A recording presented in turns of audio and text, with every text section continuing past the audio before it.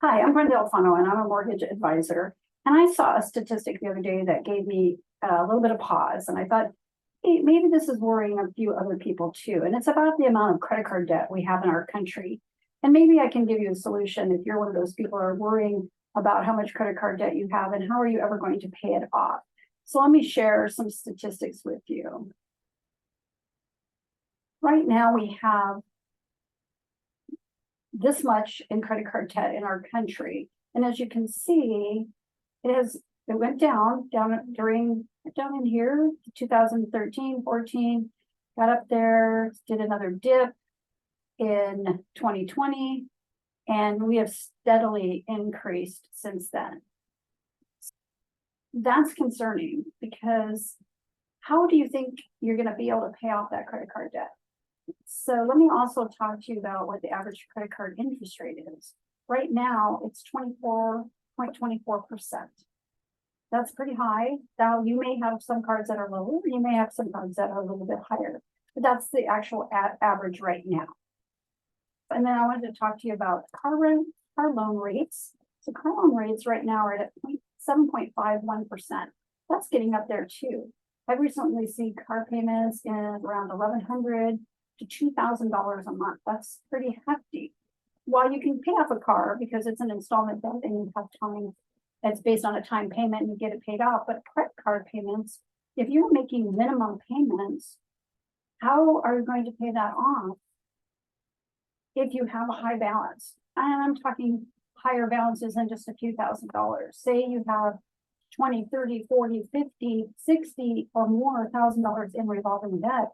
How do you think you might be able to pay that off? It's going to be difficult unless you get an inheritance or you keep plugging away at it at your tax return with your tax return, or you're making huge minimum monthly payments. But why do you have that debt if you can afford to make those huge monthly payments? That's the kind of conundrum of credit card debt. So I wanted to show you a possibility about using your home equity. So right now, Americans have almost $30 trillion in home equity. That doesn't mean everybody does, but quite a few people do. And the average is about $200,000 per home. Now, if you just bought your home and you put 3% down, obviously this isn't going to help you. But if you're someone who has significant equity in your home and you want to know how you can possibly get out from underneath that credit card debt, then you might want to look at debt consolidation using home equity. You're like, no, I just refinanced a few years ago, and my rate's 3%. I don't want to lose that rate. Think about this. You're paying 24% in credit card debt with a unknown payoff time if you're only making minimum payments. So I wanted to show you something. This is based on a actual scenario. This is a large one. This is $100,000 that someone owed in credit card debt. Here's what they owe here down here. You can see it. $101,681. They're paying $3,839 a month in minimum credit card payments. Minimum credit card payments. We're not even talking bringing in a car loan, because in this case, they didn't have a car loan. They'd already paid that off. So yay for them. And you may not ever want to bring in your car loan into a loan like this. So showing you down here, if you take their existing rate is on their current home is 2.865. Wow, why would we want to touch that? Well, let me show you why you might want to do that. With the equity in the home, the new left, this home property value is about $968,511. Equity in the home after the loan would be $434,830. These are all approximate. That's at a rate of 7.5%. Oh my gosh, are you kidding? I'm going to go from under 3 to 7.5. Let me show you why you might want to do that.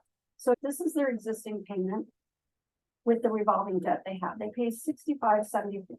If they refinance, cashing out the extra $100,000 to pay off all their debt, all of their debt except for their home, their payment would be $4,623, saving them this whopping $1,951.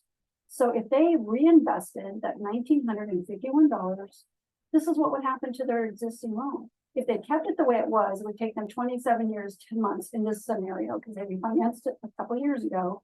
They would go to 11 years, 11 months, saved 15 years, 11 months, 191 payments, and total gain.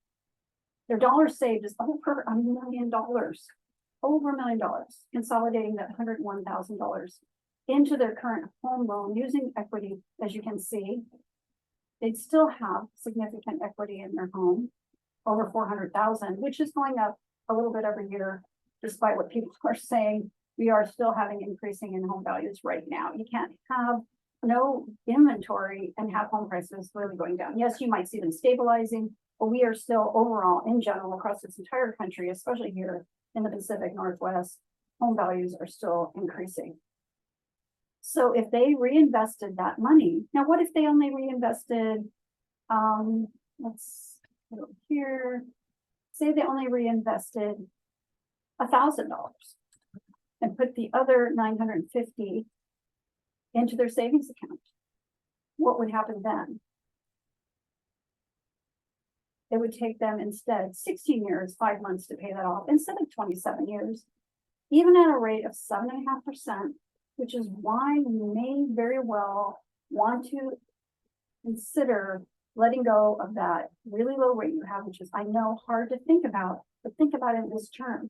You've got, if you're paying 24% interest in credit card debt, making minimum payments on a significant amount of credit card debt, I'm not just talking a few thousand. Ask yourself, how are you ever going to pay that off? And you can imagine the relief you would feel if you saved, say in this case, $1,900 a month. Wow, what you could do with that money. Again, pay off your home even sooner if you want to. So something to think about. I hope this helps you think about this in a different way. If you have any questions or you would like a scenario like this done for you, I'm happy to do that. I'm not proposing people use all their equity in their home, but we're in a situation that is getting critical when you look at how much debt people have in credit card debts right now, or what we call revolving debt. Hope this helps somebody. If you have any questions, please just message me or call me at 425-330-2039, and I'll be happy to help you. Thank you so much. Take care of yourself.